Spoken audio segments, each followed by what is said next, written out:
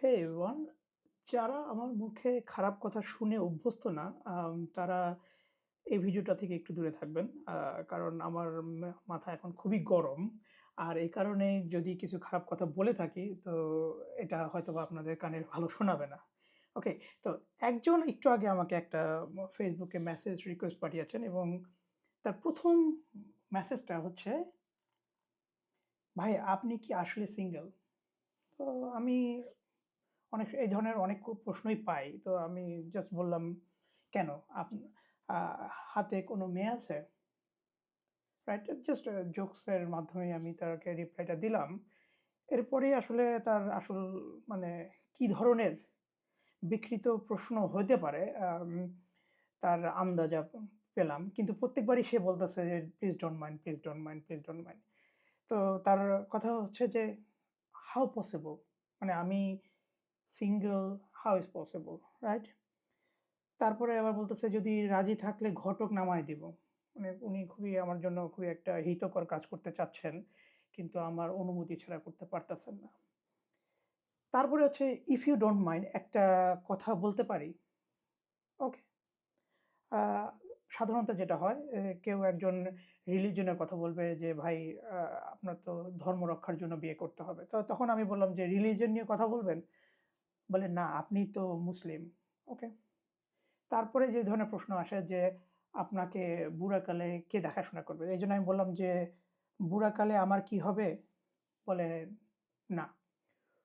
Tour কি একা, একা দেন? যে আমি যে ট্রাভেল এ যাই একা, একা দেই কিনা? আ নাকি পার্টনার আছে? এখন আপনি বুঝতেই পারতেছেন যে ইঙ্গিতটা কোন দিকে যাচ্ছে, রাইট? যে আমি মায়া মানুষ নিয়া, গার্লফ্রেন্ড নিয়া, অঘোষিত আ পার্টনার নিয়ে কিংবা আরেকজনের বউ নিয়ে আ ট্রাভেল করি কিনা? তো আমি বললাম যে, "আর কেউ কি দি কাউকে কি দেখছেন?" বলে, "না।" আমি বললাম, "এমন কোনো ছবি দেখছেন যেখানে মনে হইছে যে কেউ আমার ছবি তুলে দিছে?" আম তারপরে সে উত্তরে, "আচ্ছা যদি কিছু মনে না করেন আপনার এইজটা জানতে পারি?" মানে তার কিন্তু খুবই একটা ইন্টারেস্ট বাড়তেছে ধীরে, ধীরে। ওকে, তা আমি সে আবার ওই প্রশ্নের আগের প্রশ্নের উত্তরে দিয়ে বলল, "না, সব হচ্ছে সেলফ আপনার।"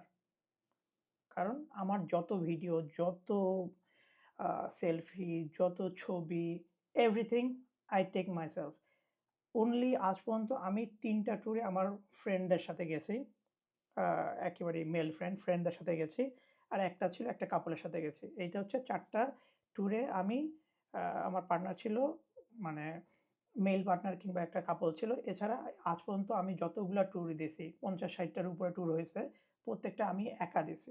ওকে? সো তার মতো যদি আপনারও কারো মনে এই ধরনের প্রশ্ন থেকে থাকে যে, ভাই তো মনে হয় চুপে, চুপে মাইয়া মানুষ নিয়া খুব মৌজ-মাস্তি করতেছে। না, আজ পর্যন্ত কেউ দেখাইতে পারবে না যে যায়া একেবারে মৌজ-মাস্তি করছি। ঠিক আছে? ওকে। তারপরে বলতেছে যে, মানে সবগুলাতে সে রাজি হচ্ছে। তারপরে জিজ্ঞেস করতেছে যে, আপনার তো ওই যে, "আপনার বয়স কত?" তো আমি বললাম, "৪৩।" তার তো একেবারেই মাথা ব্লাস্ট হয়ে গেল যে, "ওয়াও! ৪৩ বছর বয়সেও বিয়ে করে নাই। এখন যে জাতির কি হবে?" তো জাতির তখন তার প্রশ্ন হচ্ছে, "এখনো সিঙ্গেল কেন?" মানে জাতির কাছে যে সবচেয়ে বড় প্রশ্নটা আছে। এছাড়া আগামীকাল আপনার অফিস আদালত চলবে না, গাড়ি ঘোড়া চলবে না, অর্থনীতি বন্ধ হয়ে যাবে, সরকার পরিবর্তন হয়ে যাবে। আমি বললাম, "ইচ্ছা করে নাই ভাই। ইচ্ছা হয় নাই ভাই।" মানে এখন পর্যন্ত কিন্তু আমি সম্মানের সাথেই তারে কথা বলতেছি। এরপরে হইল তার আসল মোক্ষম প্রশ্ন যে, "আপনি কি নো ফ্যাপ কিংবা সিমেন্ট রিটেনশন করেন? মানে আপনি কি না লাগানো কিংবা সিমেন্ট জমা রাখতেছেন?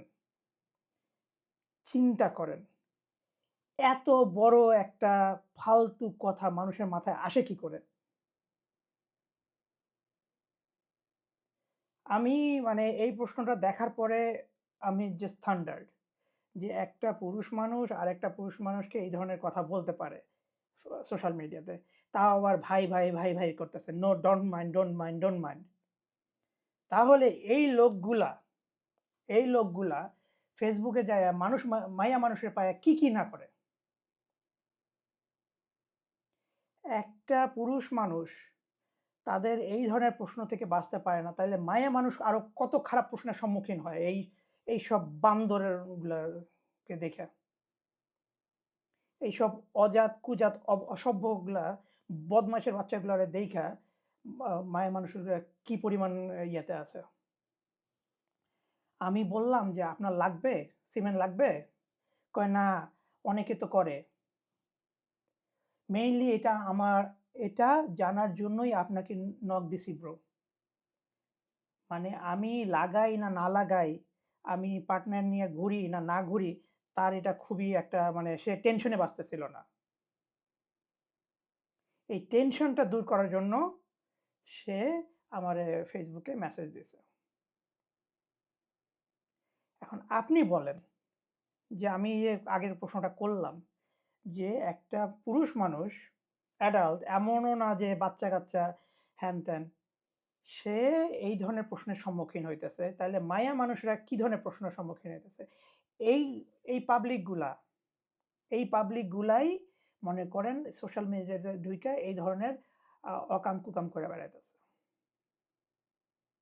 আমি জাস্ট স্পেশালিস্ট। সো এইটা নিয়েই জাস্ট বললাম যে এই যে আমার যে মাথার রাগ, এই কথাটা যদি না বলতাম, পাবলিকলি না বলতাম তাহলে আমার রাগটা কমতো না। I hope you please don't mind আমার এই মুখে এইসব খারাপ কথা শোনার ফলে। ওকে? প্লিজ নিজের, নিজের পরিবারের, নিজের বন্ধু-বান্ধব, আত্মীয়স্বজন সবার ইজ্জত রক্ষা করে চলেন। দেখবেন অন্যরাও আপনার ইজ্জত রক্ষা করবে। আর যাদের ইজ্জত নাই তাদেরকে কিছু বলার নেই। ভালো থাকবেন। আল্লাহ হাফেজ।